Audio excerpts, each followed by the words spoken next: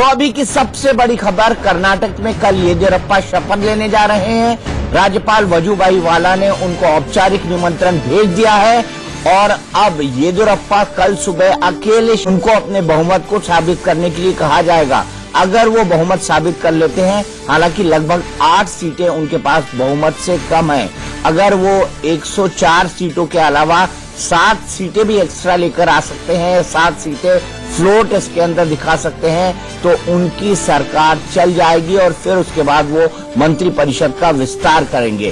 तो आइए सीधे चलते हैं हमारे दो सहयोगियों के पास, दोनों हमारे साथ जुड़े हुए हैं। शमशेर हमारे साथ न्यूज रूम से है और साथ ही साथ मेरे सहयोगी प्रकाश पांडे हमारे साथ बेंगलुरु से जुड़े हुए हैं। प्रकाश, क्या प्रेस कॉन्फ्रेंस करी येदियुरप्पा ने, क्या कोई प्रेस कॉन्फ्रेंस करी आज?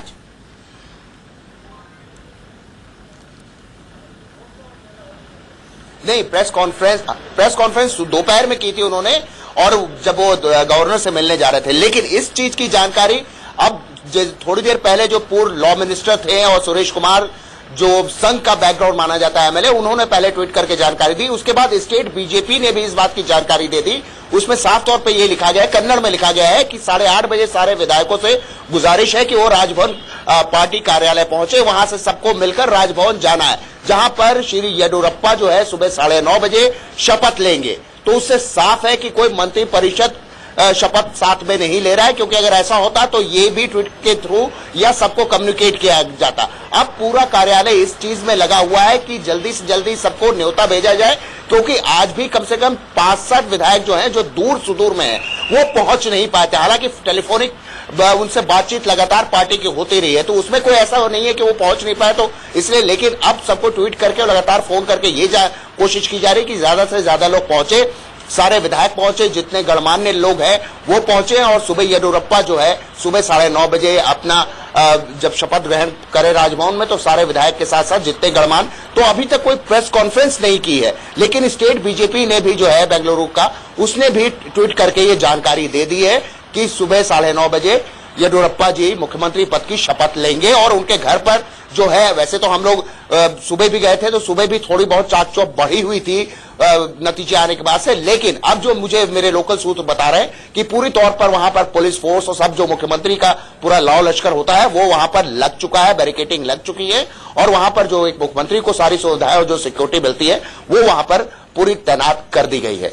प्रकाश, इस बात का कोई आइडिया लग पाया है कि क्या कहा है राज्यपाल ने अपने पत्र में? क्योंकि राज्यपाल को तय समय सीमा भी देनी होती है जिसमें वो बहुमत साबित कर पाए। तो क्या राज्यपाल ने कितना समय दिया है? 7 दिन का, 8 दिन का, 10 दिन का, 13 दिन का, क्या तय हुआ है? उस पत्र में क्या सूचना मिल पाई है?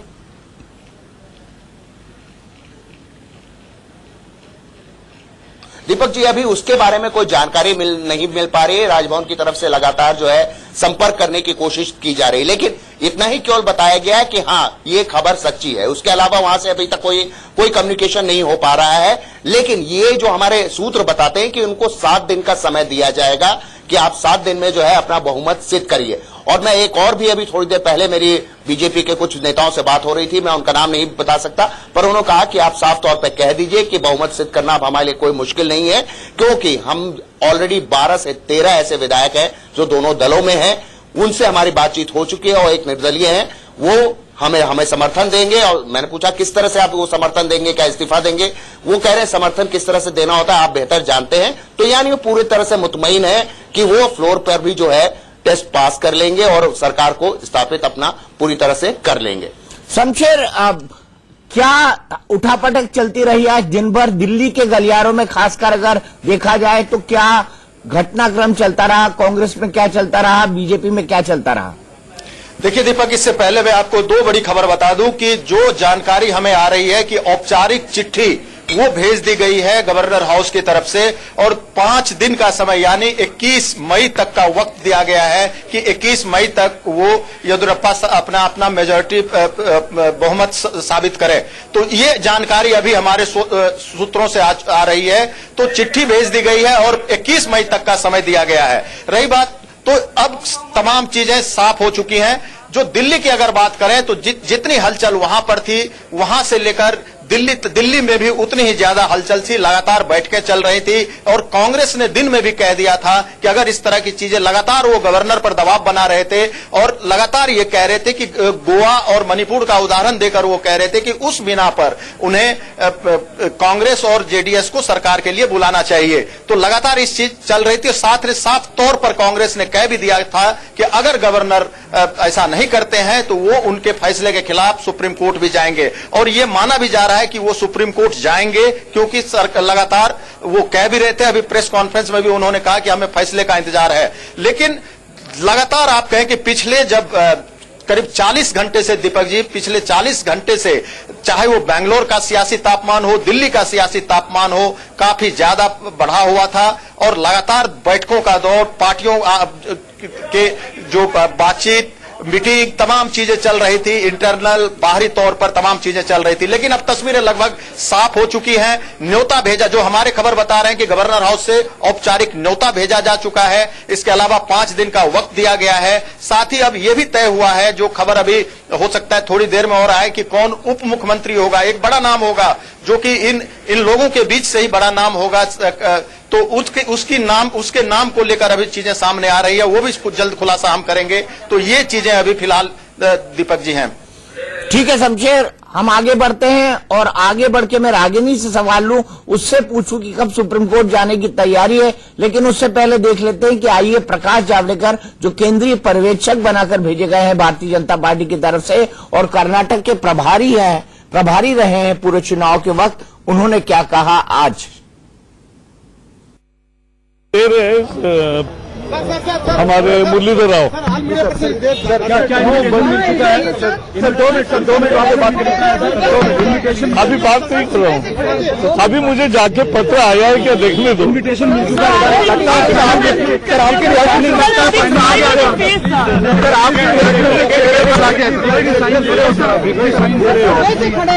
अरे मैं मिल के तुरंत आता हूँ।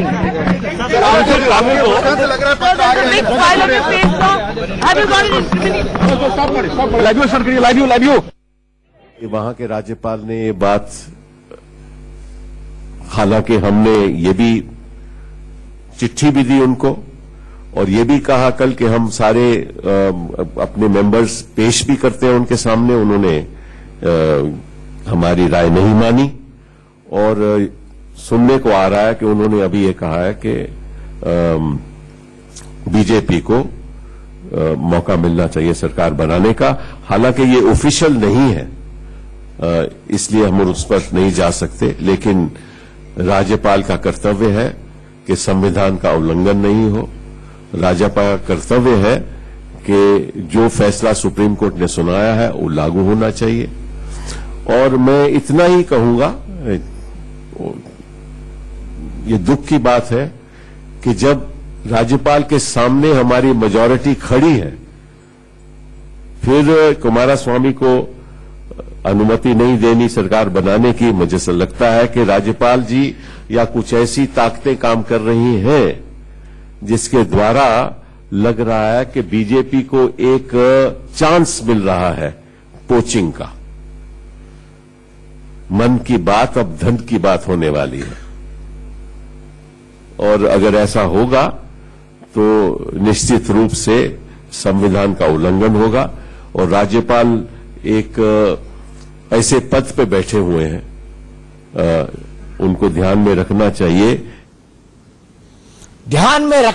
लेकिन राज्यपाल ने अपना फैसला ले लिया है और इसी पर बड़ी बहस करने के लिए मेरे साथ रागिनी नायक है और साथ ही साथ जो कि कांग्रेस की स्पोक्स पर्सन है और साथ ही साथ सैयद जफर इस्लाम साहब जो कि नेशनल स्पोक्स पर्सन है बीजेपी के, वो हैं। रागिनी जी, अब तर्कश से तीर तो निकल चुका है, अब राज्यपाल ने बीजेपी को बुला भी लिया है, अब कांग्रेस ऐसे में क्या करेगी? आलोचना करने के सिवा या ये कहने के सिवा कि गलत हुआ है।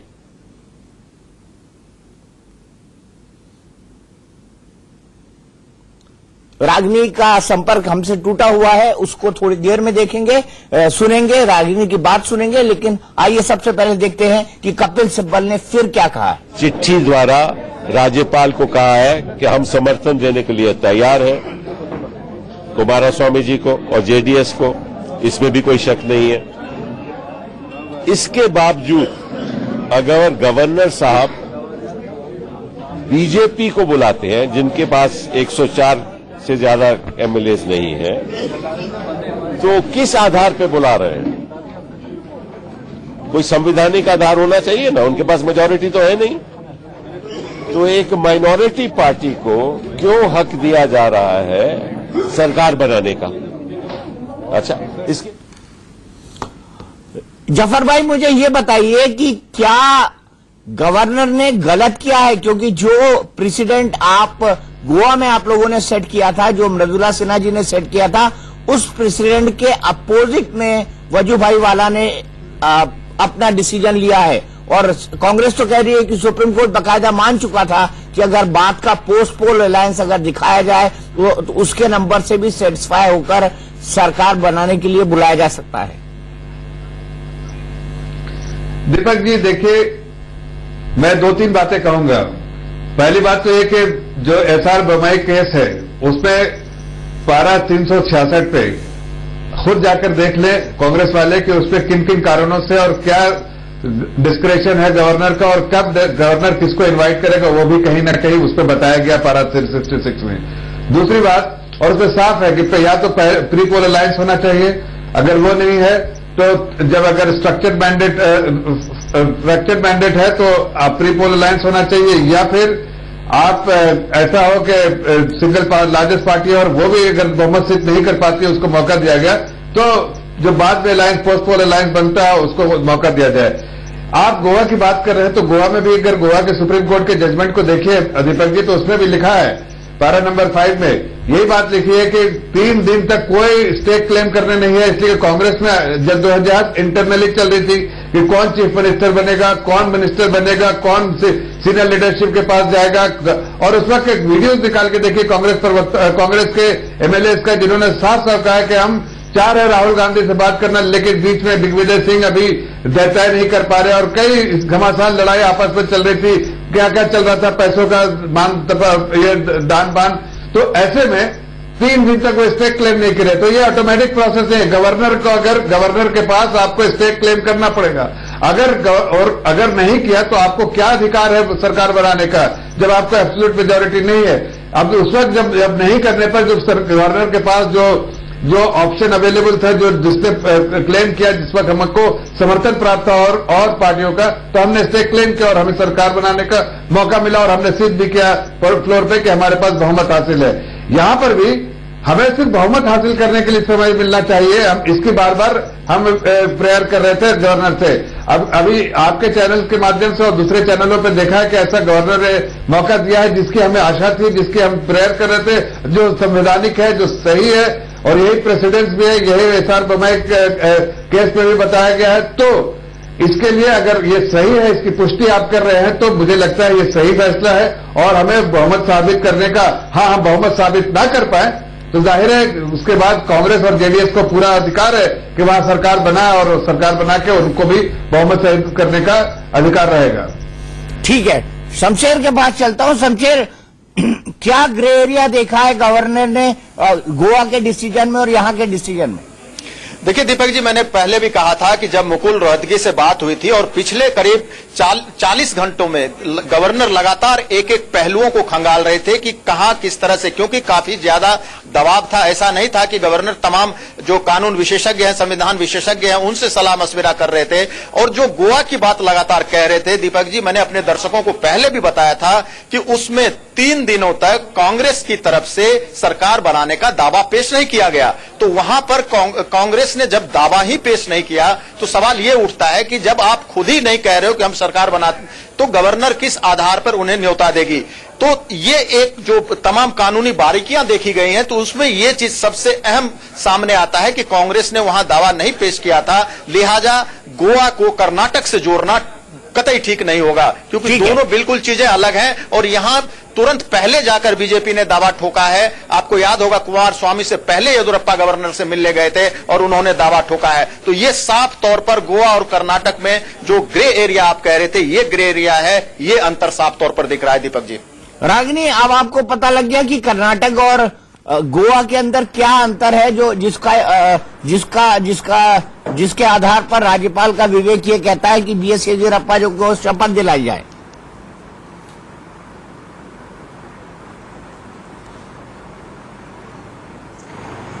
देखिए, एक तरफे तर्क के साथ कोई निष्कर्ष दीपक जी निकालना ठीक नहीं होता है। आश्चर्य की बात यह है कि वजूभाई वाला में स्थिरता और बहुमत दोनों 117 नहीं बल्कि 104 के आंकड़े में नजर आ रहा है, और ये उनकी आंखों पर किसका चश्मा बैठा हुआ है, मुझे लगता है कि आज बात जगजाहिर हो गई है। वजूभाई वाला जी ने एक समय पर मोदी जी के लिए अपनी विधानसभा सीट का त्याग किया था, और आज मुझे कोई गुरेज नहीं है ये कहने में कि मोदी जी के लिए ही उन्होंने संविधान का, न्याय का, नीति का और जो प्रथा चली आ रही है उसका भी कहीं ना कहीं त्याग किया है, उसे छोड़ने का काम किया है, और येदियुरप्पा जी को पहला न्योता निमंत्रण देकर बुला लिया है सरकार बनाने के लिए। हालांकि मुझे इस बात का भी पूरा विश्वास है कि एक हफ्ते की खुशी येदियुरप्पा जी और भारतीय जनता पार्टी मनाएंगे, लेकिन फ्लोर टेस्ट में कामयाब नहीं हो पाएंगे। जहां तक बात रही एसआर बोम्मई केस की, जिसमें कहा गया कि सिंगल लार्जेस्ट पार्टी को डिस्क्रेशनरी पावर है गवर्नर का कि वो बुला सके, तो यही केस लेकर गोवा के केस में हम गए कोर्ट के पास, तो जस्टिस कहर, जस्टिस रंजन और जस्टिस अग्रवाल के बेंच ने ये बात कही कि ऐसा जरूरी नहीं है कि सिंगल लार्जेस्ट पार्टी को बुलाया जाए। यदि गवर्नर को स्पष्ट तौर पर दिख रहा है या उसे ये अंदाजा है या अंदेशा है कि पोस्ट पोल कोalition के पास बहुमत है, तो गवर्नर के पास पूरा पावर है कि वो पोस्ट पोल कोalition को बुलाए, और वो संवैधानिक रूप से, न्यायिक प्रक्रिया के रूप से बिल्कुल ठीक है।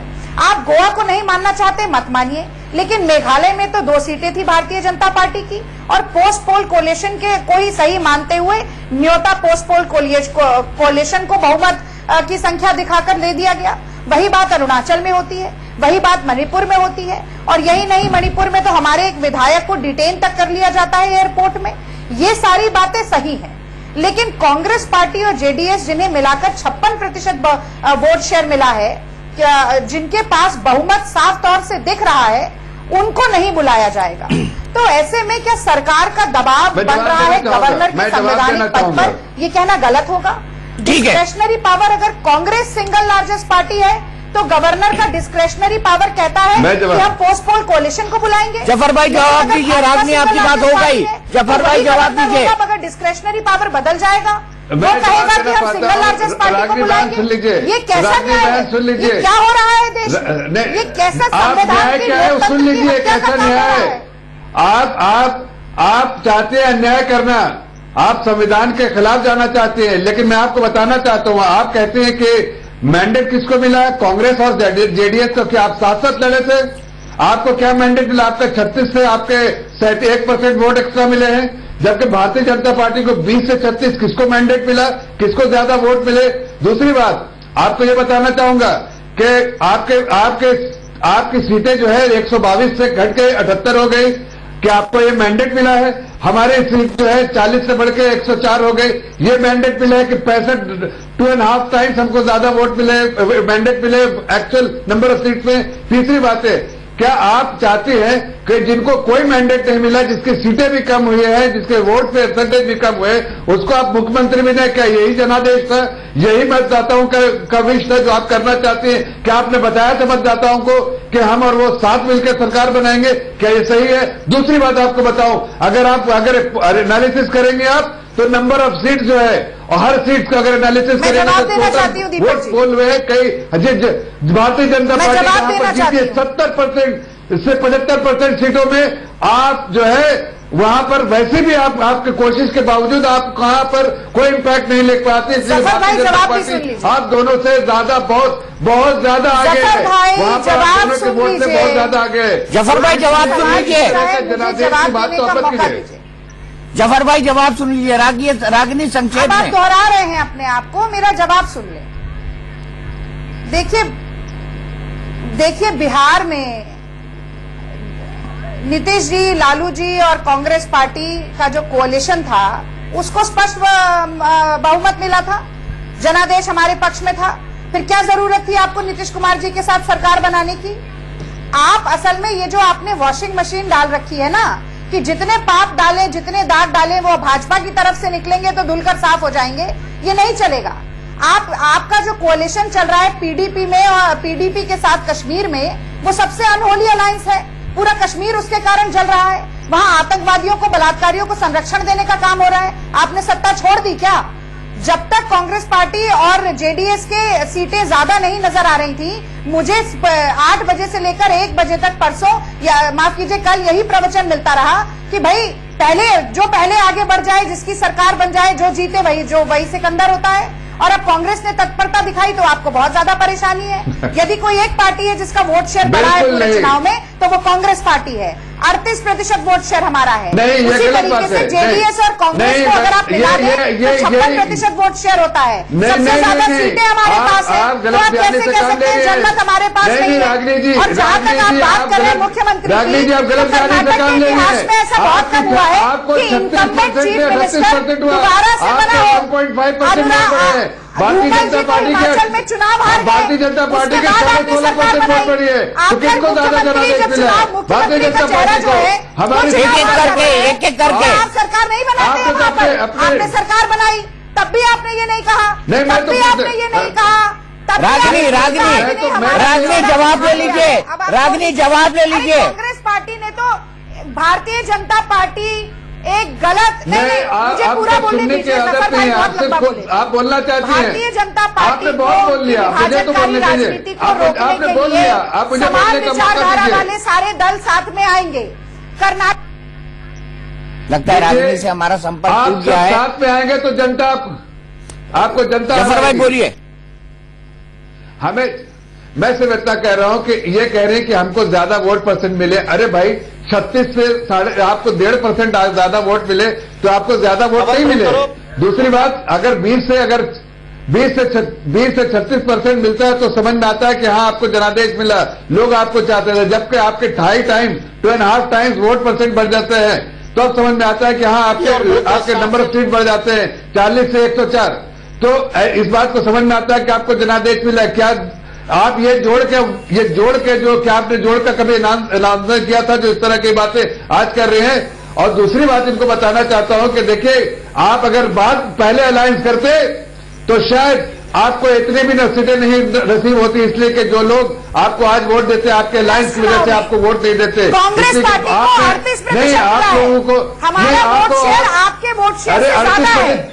सीट कन्वर्जन स्ट्राइक रेट में आप जरूर पीछे रह गए होंगे। नहीं रागनी बहन, आप गलत बात बोल रहे हैं। नहीं रागनी बहन, मैंने कहा प्रचार मत करिए। बिल्कुल नहीं, आपने सुना नहीं का पाठ बढ़ाने वाले, आपने सुना नहीं, डिमोनेटाइजेशन के नहीं आप सुना नहीं, आपने आप गलत बातें से काम लिया। आप सुनने का आप सुनना नहीं चाहती है रागनी, आप सुनना नहीं चाहती, ऑपरेशन लोटस में भी आपने यही किया था। 1.5% वोट पाई है, 16% बढ़ी है, तो किसको ज्यादा मिला? हमारे साथ 65 सीटें बढ़ी है, आपकी 31 सीटें घटी है, तो आपको कैसे ज्यादा वोट मिला? कैसे ज्यादा आपको जनादेश मिला? आप जानना नहीं चाहती है, आप जानती है आपके एक लीडर कहा कि हमें मैंडेट नहीं मिला। नहीं आपके गलत बोल रहे हैं। आजाद का जेडीएस और कांग्रेस के गठबंधन के पास 117 सीट देखिए, है।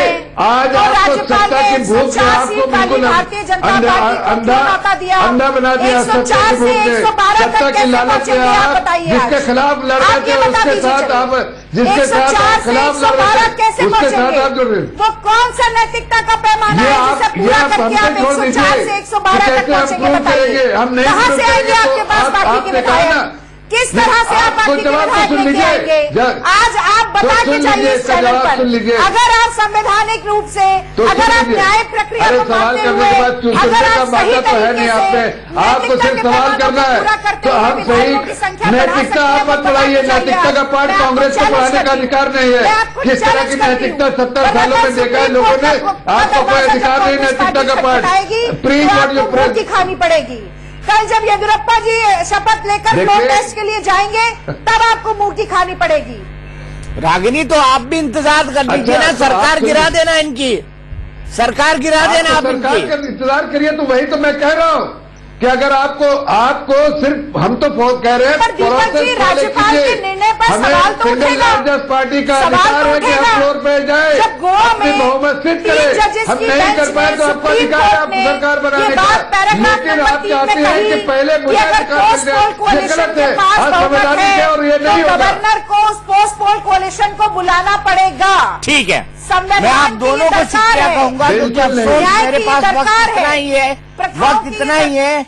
आप देख सकते हैं कि कितनी ज्यादा हीट हो चुकी है, और ये हीट इसलिए भी है क्योंकि 2019 के लोकसभा चुनाव अब सामने हैं। सिर्फ 1 साल बचा हुआ है और 6 महीने चुनाव की तैयारियों के अंदर निकल जाएंगे, यानी मात्र 6 महीने सरकार के पास है। और ऐसे में ये देखना महत्वपूर्ण हो जाएगा कि ऐसी हीटेड डिबेट और कितनी होती है और भारतीय राजनीति की दशा और दिशा 2019 में क्या होगी।